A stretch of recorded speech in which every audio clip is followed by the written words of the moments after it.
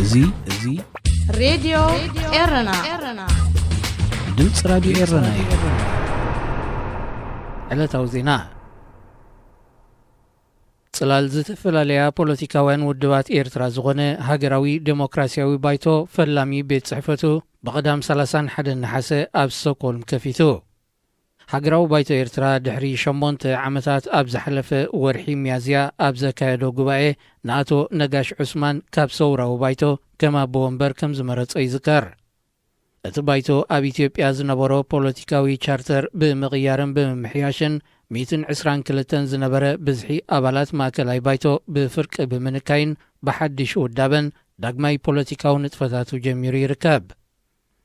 ኣብ ኢትዮጵያ ዝነበራ ፖለቲካውያን ውድባት ኤርትራ ምስ ሕወሓት ብዝነበረን ምሳሓባት ካብ ግዜ ናብ ግዜ ክዳኸማ ድሕሪ ምጽናሕ ምስ ምምጻእ ለውጥን ቀዳማይ ሚኒስተርን ኣብ ኢትዮጵያ ዝበዝሓ ናብ ሃገራት ምዕራብ ይምለሳ ምህላወን ይፍለጥ። ሃገራዊ ዲሞክራሲያዊ ባይቶ ኣብ ስቶክሆልም ዝኸፈቶ ቤት ጽሕፈት ድሕርቲ ናይ ኢትዮጵያ ናይ ፈለማዩ ኩሉ ኤርትራዊ ዜጋ ብዝያዳ ድማ መንእሰያት ብዘይ ኣፈላላይ ተጠቐምቲ እዚ ተኸፊቱ ዘሎ ቤት ጽሕፈት ክኾኑ ድሌት ከም ዘለዎ ሃገራዊ ዴሞክራሲያዊ ባይቶ ንሬድዮ ኤረና ብዝሃቦ ሓበሬታ ጸዊዑ። ፈደራላዊ መንግስቲ ሶማል ንሚኒስተር ሃገራዊ ድሕነት ርእሰ ምሕዳር ሶማሊላንድ ዓብድራሺድ ሓሰን ዓብዲኑር ከም ዝኣሰሮ ኣፍሊጡ። እቲ ሚኒስተር ናይታ ርእሰ ምሕዳር ካብ ኣዲስ ኣበባ ናብ ከተማ ሞቃዲሾ ኣብ ዝኣተወሉ ብሰንበት 1 መስከረም ኣብ ማዕርፎ ነፈርቲ ከም ዝተታሕዘ ፖሊስ ሃገር ኣረጋጊጹ። ይኹን እምበር መግለጺ ፖሊስ እቲ ሚኒስተር ብከቢድ ገበን ክድለ ምጽንሑ ካብ ምጥቃስ ሓሊፉ ዝርዝር ምኽንያት መእሰሪኡ ይሃበን። ፈደራላዊ መንግስቲ ሶማል እታ ካብ 2013 ኣትሒዛ ናይ ገዛ ርእሳ መንግስቲ መስሪታ ዘላ ጁባላንድ ዝሓለፈ ወርሒ ዘካየደቶ ፕሬዚደንታዊ ምርጫ ሕጋዊ ከም ዘይኮነ ክኹንኖ ጸኒሑ እዩ። ሓንቲ ካብ ዞባታት ሶማል ዝኾነት ጁባላንድ መኾብለሊ ገበነኛታት ትኸውናላ ክብል ፈደራላዊ መንግስቲ ይወቅስ። ምእሳር ናይዚ ሚኒስተር ድማ ኣብ መንጎታ ተፈንጭላ ዘላ ርእሰ ምሕዳር ጁባላንድን ማእከላይ መንግስትን ዝጸንሐ ምፍሕፋሕ ብዝባእሰ ገዲድዎ ይርከብ። ቱርኪ ኣብ ቀጠር ተወሳኺ ወተሃደራዊ ማዕስከር ክትሃንጽ ምዃና ተገሊጹ። እቲ ሃገር ኣብ ርእስቲ ኣቐዲሙ ዝጸንሐ ማዕስከር ሓይልታት ኣየርን ባሕርን ዘጠቓለለ ሰራዊት ከተዋፍር ምዃና ምስ መንግስቲ እቲ ሃገር ቅርበት ዘለዎም ወገናት ንዝሃብዎ ሓበሬታ ብምጥቃስ ማዕከናት ዜና ዓረብ ሓቢረን። ክልቲአን ሃገራት ዝጸንሐን ወተሃደራዊ ምትሕጋዝ ክዕብያን ቱርክ ድማ ኣብ ቀጠር ተወሳኺ ማዕስከር ከተቕውም ምዃናን ዝግለጽ ዘሎ ሃገራት ወሽመጥ ዓረብ ብጉዳይ ኢራን ኣብ ሻቕሎ ተወዲቐናሉ ዘለዋ ወቕቲ እዩ።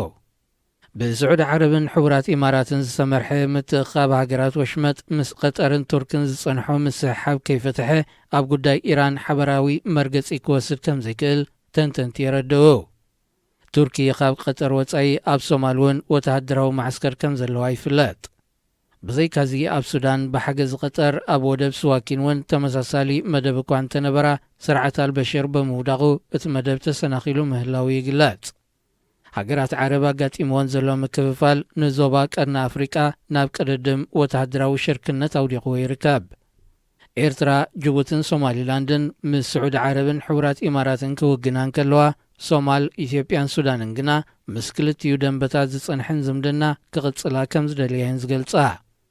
መንግስቲ ኤርትራ ቀጠርን ቱርክን ተሓባቢረን ኣሕዋት እስላም ንዝተባህለ ምንቅስቓስ ብምድጋፍ ኣንጻሩ ውዲት ኣልማ ከም ዘለዋ እዩ ዝወቅስ። ዜና ኣብዚ ይፍጸም። إذاعة إيرنا الدولية صوت أريتري مستقل. ሬድዮ ኤረና ናጻ ድምፂ ኤርትራውያን።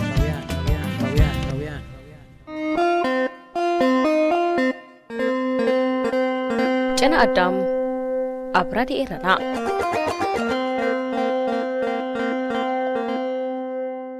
ሰለስተ ዓመታት ይገብር ምስ ሓንቲ ኣብ ሃይማኖት ተዋህዶ ብንጡፍ እትነጥፍ ፈላጢተይ ኣብቲ እትመላለሶ ቤተ ክርስቲያን መራሕቲ ሃይማኖት ይኹኑ ኣመንቲ ብዛዕባቶም ንልዕሊ 10 ዓመታት ኣብ ቤት ማእሰርቲ ዝርከቡ ኣቡነ እንጦንዮስ ዝበሃል ወይ ብዛዕባ ጉዳዮም ዘለዎም ርድኢት ክትዕልለኒ ተወኪሰያ። እቲ ዘረባ ብዕላል ኣቢሉ ዝሰዓበ ነበረ። ፈላጢተይ نكأنا نايحتوي زحزتو أي مسلنن ويون حق أن يارد إيتا كوم قد نخوينو بقلتفن بعوتات نسوم دا مسمنا فقانو كيم تدناقيتو نزوم كلهم كاب حق بيت كريستيان نايتو واحدو وطأي أبتناي منافقان من قد زخورو زنبورو نتا هايمانوت كنتم زوزو زفتونو كلهم مستأسرو كفتحو زل من دبدابو كيمنا برسنت صيفو بلتني بمقرام ما انتا كنترانا بلا انتا يتبلي كم اوزبلو جوان دقنيان مرحن باريم نيرو سلتهم ولا بدل جيروم يمزبهالو ابت بيت كريستيان سي نسب او نت اطويلهم بتبعت تطابقوا بويم انتا دابا مأسارو مستسمع مع كله تمثلي أنا ون قريمني حتى تكوا نتزور دم مقطعتي زمتل بدلو كويم كيروم كتبل نزقربت اللي مسي نتوم عبون نمرحتي اتبت كريستيانن بخلع عينك تأمتو خصاب زقبرني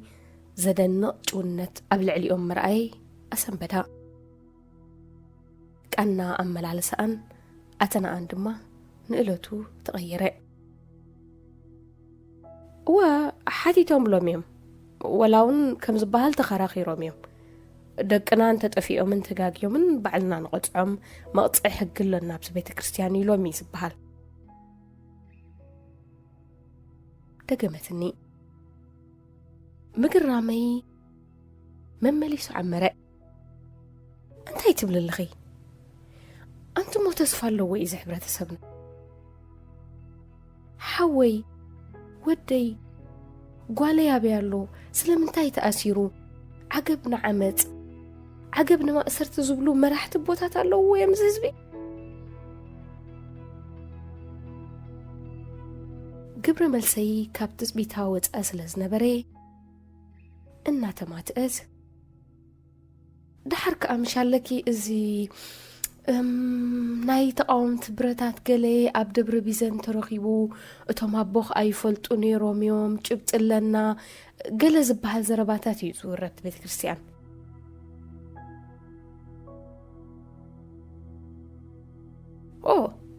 كوم خابها ليو أما بحق قريبهم قدام زي الرأي نساس ندعي نو اندعي زي كونه قالت زوما بوز مرحو بيت امنات انتخون كسي نسو مكوا حق يخون مالتي بتزبل كنين انتخوين مزعل الكنس سلاتهم ولا ناتي من قدي اي كتولون يوم زلو وزبلوهم سب نحلنا نأمنات نسناي نقرت أو كابلوس كرسنا أخو من دي السبخ نسخاتكم كي نسخاتكم كان أمو إذا ما أبو حق غرق بزيت حتى له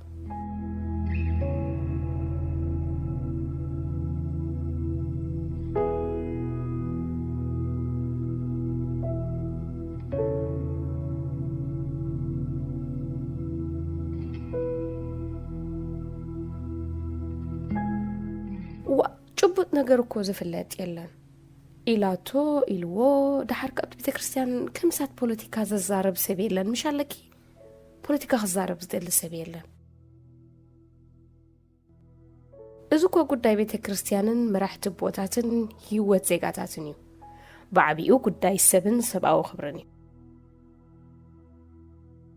وي أتنسخها كومين بلا كلنا من موحدتو اللوميو مالسين بعلو تسبك أتخافافي ليو حجي كنقرك بزعبا ناسي نحنا نزابيتي كريستيان مسفلنا إنا تتسنبيرنا حموش عمتات كوينو درو كال حجبت أنا بزلخت ما حداش بيت كريستيان جميرو مالو إذا مناتنا أنا أخي تخدونا يتقاومتي يمزبوا سبت فناجو لي بجاخي أستماسلت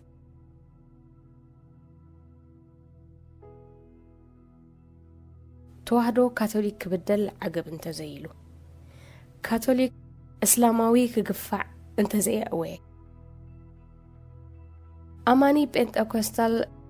سلسة أو مسألة وينجلا وحو انت زي ترعه إذا هيمانوت زبهال دا نمنت هاي مسرت صدقن من قد حق انت باهيلو زسبخ دقي حجي نسخسي أنا حفتخن قرابيت كني أنا سلا إمنتي يخون ردئيتي مزعمات أنز السرن زلنا ناي إمنت في اللي قريفكي أي تحت اللين مالديو وي سلاي محتاج حقنيا أمانيت من قد خرجت ساي قبرك كنديو نزبوسي قد مخلص سبزوك دعواس أتم ولد بيتي كريستيانو مخانا ميحزنك بالكوا سمعيتي سيرني انت هيدي مسيلوكي أنا بنفسي بوليتيكا يفتوني حجة السبب بوليتيكا أتيو خزارة بايدلوني مبزحتو دحرك أحبريتها يبولون نتا بزحات زدقاقموا بلز أنيا ملسي إرثراويان درقو حتى اللي بوليتيكا تلعلي الدليني هاي حراي زولك أو مرج أخنديو مخبر كل كنيري انتو خوني نسخن كالوت كلهم كماغي بوليتيكاو محدرا زسعبو أو سنة محبراو شكراتها قاتيموكم نابز زمتاهم بوليتيكاو عقوبة حتيتكم يوم تنبرو بأوروبا نتوريدنا تبلو وقف عيمس هادوم كملو لا تزقفع كتمسكرولو كتحاتولو زي مخالكم سي انت يزبالة باجايو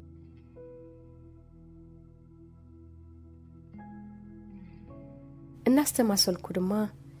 دحر كالآي كوينات عالم نكونة أمرو سبقاوي ودقت التنصوارق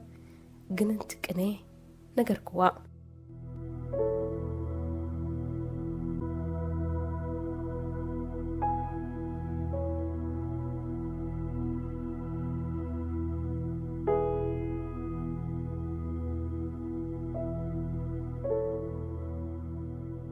فلما نمحبراويان يمرت يمو أبلع لمحبراويان يمتلع لهم أي تزاربكن محبراو سلزيكونكو تسانيهم دما أنا أبالات محبر سرحتنياتات نقدي حجون قال يبلكن مخنياتو أنا حدا خباتو ما يكونكن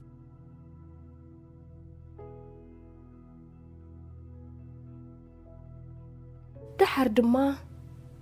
ناي هداويان حجون أي تزاربكن مخنياتو أنا أي هداوي كونكن أمو ودعتاكن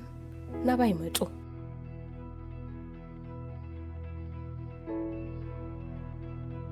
شعو حدا كواز ترفيس لزي نبرا دما ززارب اللي أي رخبكن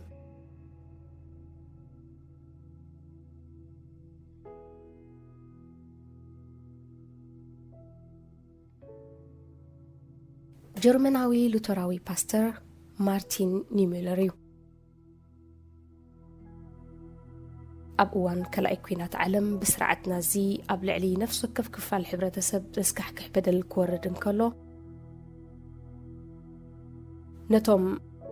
كم زي رأيو زمسلو أعنتم زعمتون تمام إذني ذهبون جاجاويان مهرات سبعة من جرمناويان انكباجو بغنقو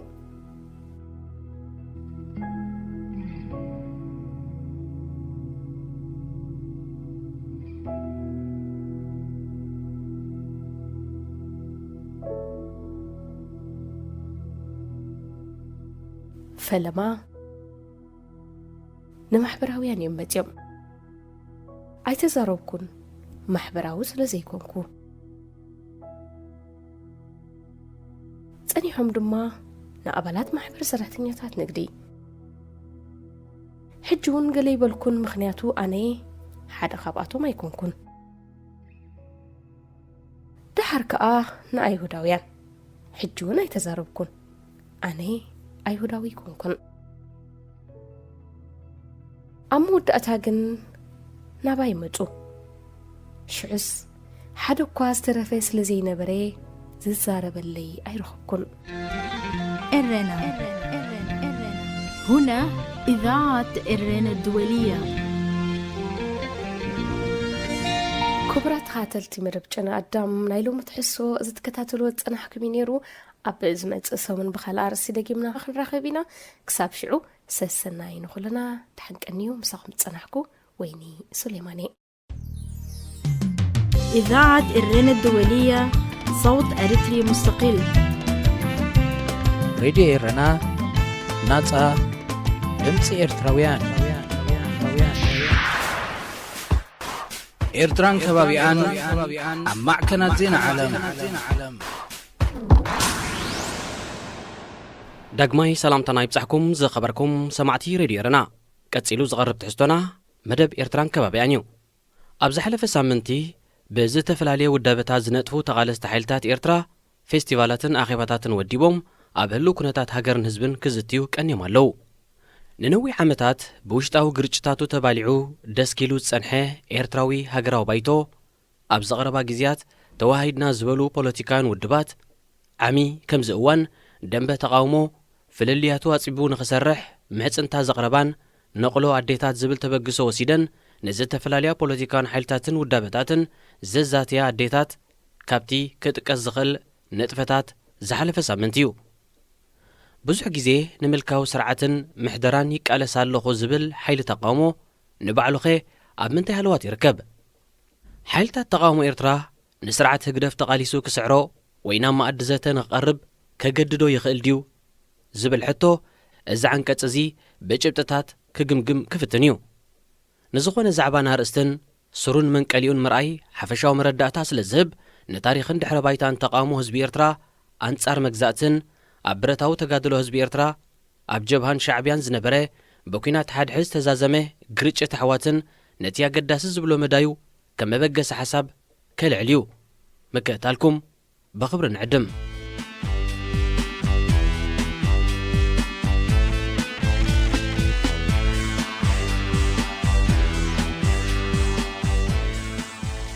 ኣብ መጻጻ ሃገረ ኤርትራ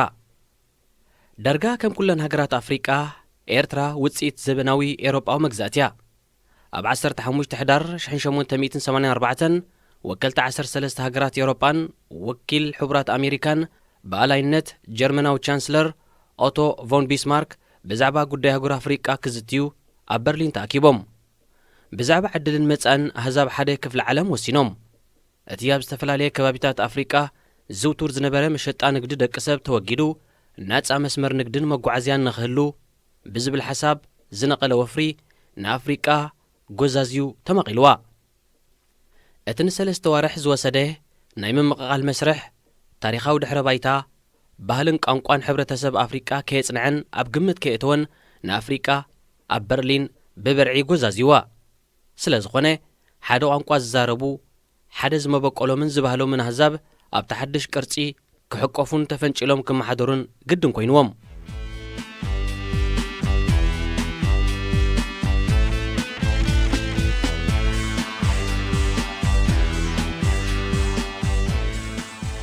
ድሕረ ባይታ ቃልሲ ህዝቢ ኤርትራ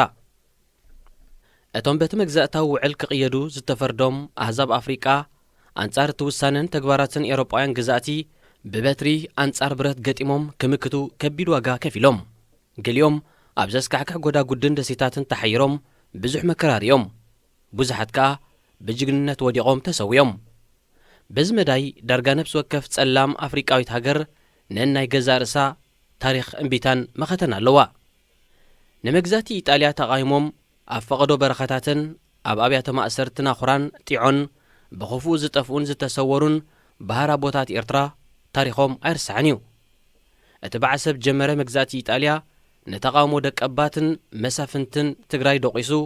ቀስ በቐስ ናብ ከበሳታት ኤርትራ ደይቡ ኣብ 1890 ኤርትራ እትበሃል ፍሉጥ ዶባት ዘለዋ ሃገር መስረተ ኣብቲ ብመግዛእታዊ ውዕል ዝተኸለለን ብሓይሊ ብረት ዝረግአን ዶባት ዝነበሩ ህዛብ ከዓ ከም ዜጋታት ሃገር ኣብ ትሕቲ ምምሕዳሩ ክግብሩን ክነባበሩን ግድን ኮነ መንግስቲ ኢጣልያ ንኤርትራ ከመበገስን መንጠር ባይታን ተጠቂሙ ግዛኣቱ ከስፋሕፍሕን ክዕብን ይደሊ ስለ ዝነበረ ኣብ ኤርትራ ኩለንተናዊ ትሕተ ቅርፂ ሃኒፁ ፋብሪካታትን መሳንዕን ተኺሉ ዘበናዊ ሕርሻ ማዕቢሉ ንሓረስቶትን ጓሶትን ኤርትራውያን ናብ ሸቃሎ ኣሰጋጊሩ ንዓሰርታት ኣሽሓት ሓረስቶት ከዓ ብግዱድ ዕስክርና ኣብ ሰራዊት መልሚሉ ኤርትራዊ ሃገራውነት እምበኣር ኣብ ኤርትራ ካብቲ ግዜ ተጀሚሩ እዩ ክዓብን ክምዕብልን ጀሚሩ ኢጣልያ ኣብ ካልኣይ ኩናት ዓለም ብሓይልታት ኪዳን ተሳዒራ ንኤርትራ እንግሊዝ ምስ ተቆጻጸረታ ከዓ ህዝቢ ኤርትራ ሙሉእ ናጽነት እኳ እንተጠለበ መንግስቲ ብሪጣንያን መሻርክታ ኣሜሪካን ግን ምስታ መሓዛና ዝበልዋ ኢትዮጵያ ብፌደሬሽን ቆረንዋ ኣብዚ ጉዳይ እዚ እቲ ብኣሜሪካዊ ዲፕሎማት ዳላስ ፎስተር ዝተባህለ ዋላ እኳ ህዝቢ ኤርትራ ናጽነቱ ክጎናጸፍ ዝግብኦ ህዝቢ እንተነበረ ምእንቲ ረብሓና ክንብል ንኤርትራ ምስ መሓዛና ኢትዮጵያ ብፌደሬሽን ክትቆረን ወሲና ኣሎና ዝብል በተደጋጋሚ ዝንገር ጭቡጥ ታሪኻዊ ሰነድ ዕድል ናጽነት ህዝቢ ኤርትራ ተኸሊፉ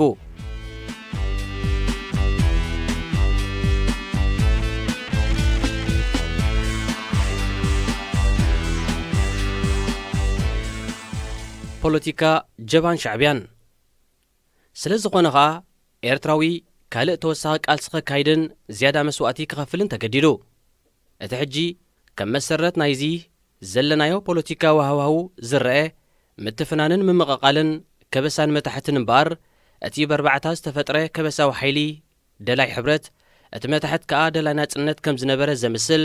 ብውሱን ሓቅታት ዝተቐብአ ትረኻዩ ምኽንያቱ ካብ ክልቲኡ ወገናት ኣብ ክልቲኡ ቐጽረታት ዝዋሱ ዜጋታት ስለ ዝነበሩ ብጥቕልሉ ክርአ ዝካል ኣይኮነን ግን ከዓ ብፈላላይ ቅኒት ገዛእቲ ዝተቐናበረ ይኹን እምበር ሓቅታት እውን ኣለዎ ፌደሬሽን ኤርትራ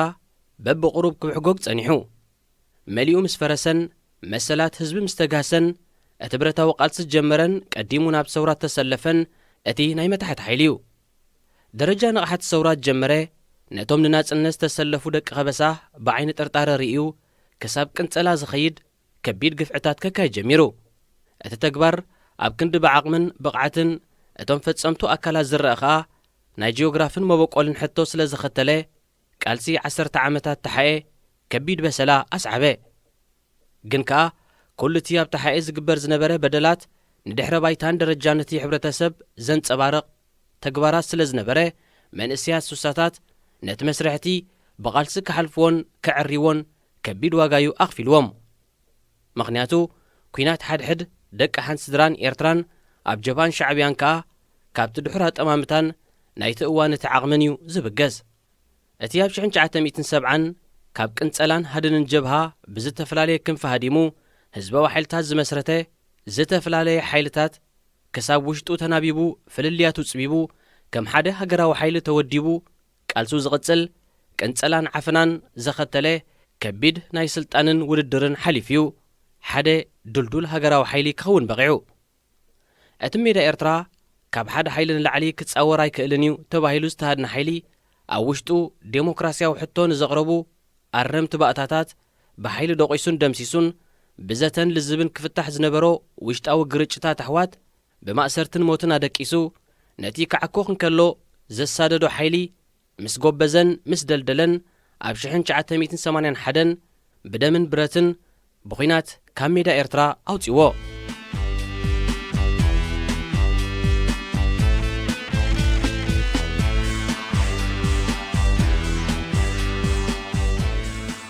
ዘይዕረቕ ደማዊ ኩናትን ጽልውኡን ህዝባዊ ግንባር ነተሓኤ ብሓይሊ ብረት ኣልዩ ንሜዳ ኤርትራ ምስ ባሕተ ንዝቐጸለ 10 ዓመታት እናተኸታተለን እናጥቅዐን ነተኸታታሊ መግዛእታዊ ወራራት ኣረብሪቡ ዓቕሙን ብቕዓቱን ምህናጽ ቀጺሉ እቲ ኣብ 1981 ካብ ሜዳ ዝወፀ ከም ወተሃደራዊ ሓይሊ ዳ እምበር ከም ፖለቲካዊ ውድብ ኣይተሰዓርናን ዝብል ዝነበረ ተሓኤ ግን በንጻሩ ኣብ ኮረኮንን ተህዳይን ምስ በጽሐ ነንሓድሕዱ ተፈናጭሉ ኣብ ዝተፈላለየ ውዳበታት ተኸፋፊሉ ኣብ ላዕለዎት ሓለፍቱ ምትእማን ስለ ዘይጸንሐ ኸዓ ቅንጸላን ማእሰርትን እውን ኣጋጢሙ ኣብቲ ዝቐጸለ ዓመታት ዳግማይ ክውደብ ኣይከኣለን ንገዛእ ነብሱ ኣብ ጉጅለታት ተኸፋፊሉ ገሊኡ ኣብ ሱዳን ገሊኡ ኣብ በረኸታት ኤርትራ ኾይኑ ኣንጻር ሕድሕዱ ኣንጻር ሻዕብያን መግዛእትን ይቃለስ ነይሩ ግን ከዓ ስለ ዝተኸፋፈለ ዝርአ ነገር ከበርክት ኣይከኣለን በንጻሩ ህዝባዊ ግንባር ካብ ግዜ ናብ ግዜ ስሙን ዝንኡን እናበረኸ ኣንጸባረቐ ዓወታት እናመዝገበ ቀደም እውን ብሰንኪ ዕንቅፋትን ምስንኻልን መራሕቲ ጀብሃ ኢና ኣብ ዕንክሊል ኣቲና ብምባል ናብ ፍጹም ዓወት ተገማጊሙ ኣብ 1987 ካልኣይን ሓድነታውን ጉባኤ ብስም ሳግም ዝፍለጥ ዝነበረ ካብ ተሓየ ዝተፈንጨለ ሓይሊ ናብ ህዝባዊ ግንባር ተጸንቢሩ ኣብ ቃልሲ ናጽነት እጃሙ በርኪቱ ኣብ መወዳእታ ኸኣ ህዝባዊ ግንባር ንስርዓት ደርግን ተሓጋገዝቱን ኣረብሪቡ ብዛዛሚ ስርሒት ንኸተማ ኣስመራ ተቖጻጺሩ ንስርዓት ደርግ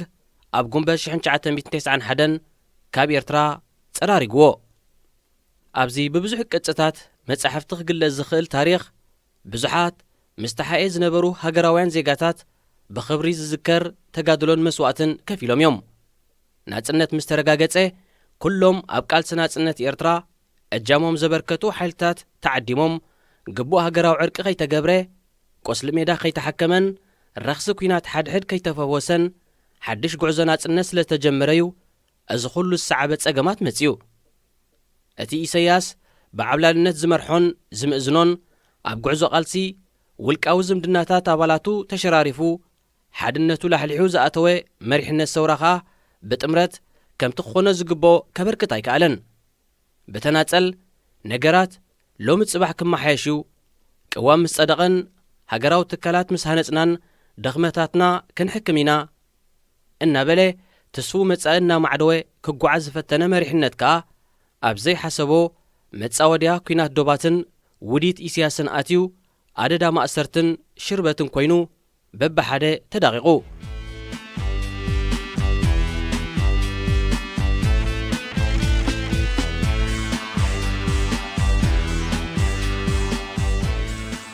ሰራዊትን ደላይ ለውጢ መሪሕነትን ኤርትራ ደምን ዕልዋን ስለ ዝጸየንዮም ኩናት ኢትዮ ኤርትራ ምስ ተዛዘመ ደጊም ውሽጥና ገምጊምና ዝበደልናዮ ህዝቢ ንኽሓሶ ውሽጥና ፈትሽና ጌገታትና ንኣርም ብማለት ጠለቦም ኣቕሪቦም እንተኾነ ኣብ ኩሉ እቲ መስርሕ ኩናት ላዕለዋይ ኢድ ዝነበሮ ኢሳያስ ብዝፈጸሞ ህልቂትን ጥፍኣትን ከይሕተት ጉልባብ መጥቃዕቲ ማናቱ ህንጻታት ኣሜሪካ በልቃዒዳ ተጠቒሙ ዓለም ኣብ ካልእ ጉዳይ ተጸሚዳን ከላ ብቓጻ ዓፊኑ ሰዊርዎም ድሕሪ ማእሰርትቶም ብጉጅለ 15 ዝፍለጡ ኣርካናት መራሕትን ደገፍቶም ላዕለዎት ካድራትን ጋዜጠኛታትን ብዙሓት ላዕለዎት መራሕትን ገዳይም ተጋደልትን ንስደት ወፂኦም ኣንጻር ስርዓት ኢሳያስ ተቃውሞም ከስምዑ ጀሚሮም እቲ ካብ ተሓየ ዝበቖለ ደንበ ተቃውሞ ኤርትራ እምበኣር ድሕሪ 2001 ንስርዓት ኢሳያስ ተቃይሞም ብዝመጽዎ መራሕትን ኣባላትን ህዝባዊ ግንባር ክጽንበሮ ጀሚሩ እንተኾነ እቲ ኣብ 80ታት ብኹናትን ደምን ዝተፈላለየ መሪሕነት ንሕሉፍ ታሪኹ ዝረስዐ ኣይመሰልን እቲ ክቃወም ጸንሐ ኣብ ክንድቲ ነቲ ዝመጽእ ሓድሽ ሓይሊ ተቃውሞ ሓንጎፋ ኢሉ ተቐቢሉ ከማምቆ ዝፍትን ንገሊኦም ብዓይኒ ጥርጣርን ፍርሕን እውን ስለ ዝረኣዮም ደንበ ተቃውሞ ክቀራረብ ኣይከኣለን በንጻር እኳ ደኣ እቲ ናይ ተቃውሞ ሓይልታት ናብቲ ምልካዊ ስርዓት ጥራሕ ከይቐልብ ምስቲ ካብ ህዝባዊ ግንባር ዝበቖለ ሓድሽ ናይ ተቃውሞ ሓይሊ ኣብ ቁርቆስ ኣትዩ ንምዕባለ ተቓልሲ መሊሱ ጐቲትዎ እቲ ኮንደኾን እዞም ናይ ህዝባዊ ግንባር መራሕቲ ካብ ውሽጢ እቲ ስርዓት ስለ ዝወፁ ሓይሉን ድኻሙን ስለ ዝፈልጥዎ ከድምዑ ይኽእሉ እዮም ኢሉ ክጽበዮም ጸንሐ ካብቶም ኣቐዲሞም ኣብ ቃልሲ ዝጸንሑ ሓይልታት ዝሕሾ ኮይኑ ስለ ዘይረኸቦም ኣብ ክንዲ ዝዓስሎምን ዝቐርቦምን ክላእ እዚኣቶም ካብ ሓድሕድ ኣይሕሽን እዮም ኢልዎም ዋላ እኳ ኣካላት ሓይልታት ተቃውሞ በብውልቅን ብእኩብን ናይ ገዛእ ርእሱ ድኽመት እንተነበሮ ጎረባብቲ ሓይልታት ሱዳንን ኢትዮጵያን በብረብሓታተን ብፍላይ ካ ኢትዮጵያ ንደንበ ተቃውሞ ኣብ ምክፍፋልን ምድኻምን ልዑል ተራ ጸኒሕወን እዩ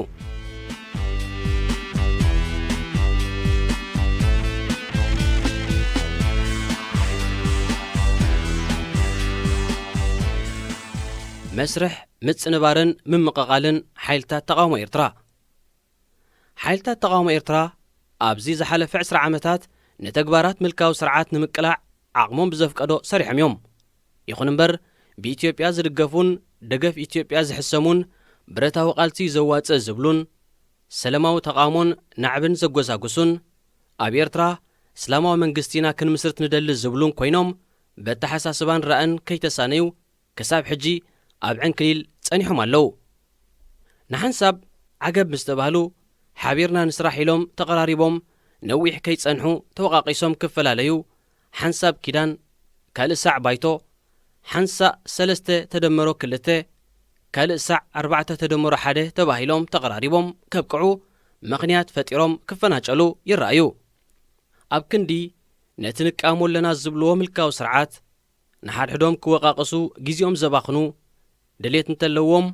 ዓቕምን ብቕዓትን ስለ ዝጐድሎም ክሳብ ሕጂ ከምቲ ዝግባእ ኣይሰገሙን። እቲ ኣብ ክንዲ ኣብ መሳርዖም ተጸንቢሩ ዝድግፎምን ካብ ድኽመታቶም ዘናግፎምን ከነቕፎም ዝውዕል መንእሰይ ሓይሊ ንባዕሉ ኣብ ማዕረ ብዝሕተን ውድባትን ማሕበራትን ተፈናጨሉን ተጐዛዝዩን ተመክሮኦም ይደግም ኣሎ። ንኣብነት እቲ ኣብ ደብረ ዘይት ዝጀመረ ተስፋ ዝነበሮ ውዳቤ ደለይቲ ለውጢ መንእስያት እውን እንተኾነ ኣብ ዓመቱ ናብ 2-3 ቀጺሉ ናብ 4-5 ተመቓቒሉ ገዚፍ መቓቓሊ ስምብራት ገዲፉ ተረኽምሹ። እቲ ኣብ 2011 ኣብ ኣዋሳ ዝተመስረተ ብዙሕ ከፍሪ ተስፋ ዝተገብረሉ ኤርትራዊ ሃገራዊ ባይቶ ንዴሞክራስያዊ ለውጢ ብዘይዕረቕ ግርጭት ን5 ዓመታት ደስኪሉ ኣብ 2013 ብላዕለዎት ሓለፍቲ ህዝባዊ ግንባር ነበር ጀመረ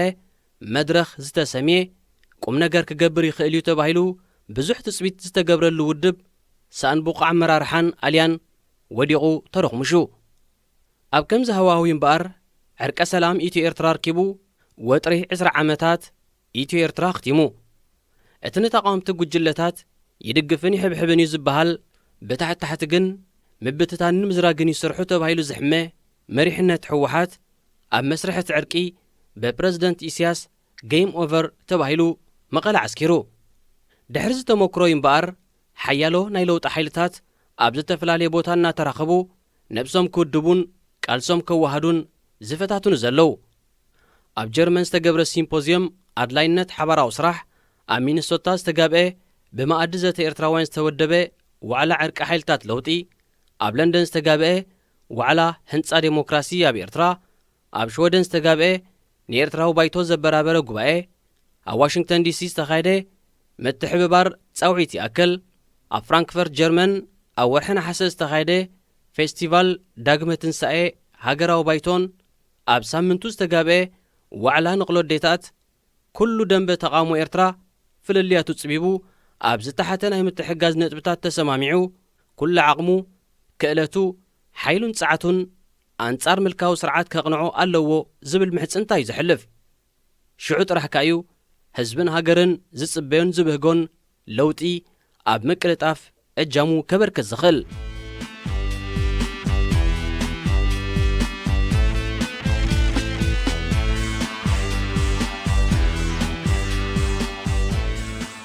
ዝኸበርኩም ሰማዕትና ውዳቤታት ኤርትራውያን ደለይቲ ፍትሒ ብዝብል ኣርእስቲ ዝተዳለወ ናይ ሎሚ መደብ ኤርትራን ከባቢያን ኣብዚ ተዛዚሙሎ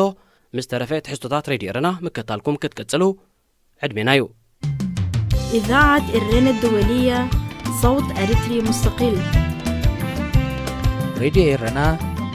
ናጻ ድምፂ ኤርትራውያን